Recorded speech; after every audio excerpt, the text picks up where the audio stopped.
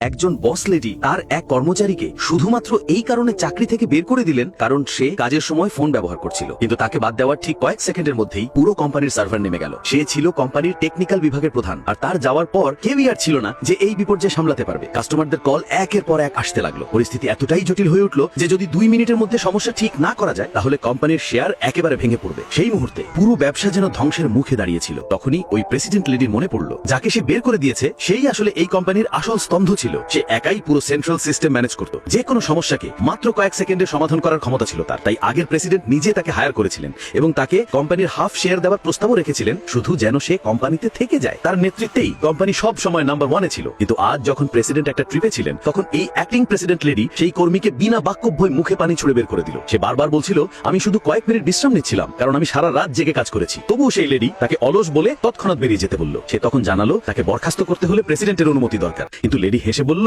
আমার কোনো অনুমতির প্রয়োজন নেই, সিদ্ধান্ত এখন আমার হাতেই। অ্যাসিস্ট্যান্টও জানিয়ে দিল এখন সম্পূর্ণ নিয়ন্ত্রণ বস লেডির হাতে। তাকে মাত্র 2 মিনিট সময় দেওয়া হয় ব্যাগ গুছিয়ে নেওয়ার জন্য, নইলে সিকিউরিটি এসে বের করে দেবে। লেডির আচরণ দেখে সে চুপচাপ ব্যাগ গোছাতে শুরু করে। একজন জুনিয়র সহকর্মী তার সঙ্গে যেতে চায়, কিন্তু সেই লোকটা তাকে বুঝিয়ে বলল তোমার 80 বছর বয়সী মা আর তোমার সন্তানদের কথা ভাবো। সেই জুনিয়র থেমে যায়, কিন্তু চোখে জল নিয়ে তাকে অনুরোধ করে দয়া করে আপনি ছাড়া কেউ এই সিস্টেম ঠিক করতে পারবে না। তবুও প্রেসিডেন্ট লেডি তার নিজের জায়গায় অটল থাকে। তার ভাষায় সে একজন অলস বস যার কোনো স্কিল নেই। আর শেষ পর্যন্ত যেই মুহূর্তে সেই মানুষটা অফিস থেকে বেরিয়ে যায় পুরো কোম্পানির সিস্টেম এক নিমিষে ক্র্যাশ করে যায়। কিছু টেকনিশিয়ান দৌড়ে এসে রিপোর্ট করতে লাগলো, আর প্রেসিডেন্ট লেডি শুধু বলল তাড়াতাড়ি ঠিক করো। তখনই এক টেকনিশিয়ান বলল এই পুরো সিস্টেমটা তো ওই মানুষটাই তৈরি করেছিল, আর শুধু ওই জানে এটা কিভাবে চলে। এই কথা শুনে লেডির রাগ আরো বেড়ে গেল। সে রেগে গিয়ে বলল অবশ্যই ওই সবটাকে নষ্ট করে গেছে, এটা নিশ্চয়ই ওরই কাজ। ঠিক তখনই তার মনে পড়ে গেল তার দাদুর বলা একটা কথা, এই কোম্পানিতে একজন কর্মী আছে যাকে কখনোই ফায়ার করা উচিত নয়। আর এখন লেডির মনে সন্দেহ জাগে হয়তো সেই লোকটাই ছিল সে। সেই সময় একের পর এক এমপ্লয়ি এসে রিপোর্ট করতে লাগলো যে কাস্টমারদের কল এত বেশি আসছে যে লাইনের সব সার্ভার ব্লক হয়ে যাচ্ছে, আর যদি দ্রুত কিছু না করা হয় তাহলে কোম্পানির শেয়ার ভেঙে পড়বে এবং পুরো কোম্পানিটাই ধ্বংস হয়ে যাবে। এই কথা শুনে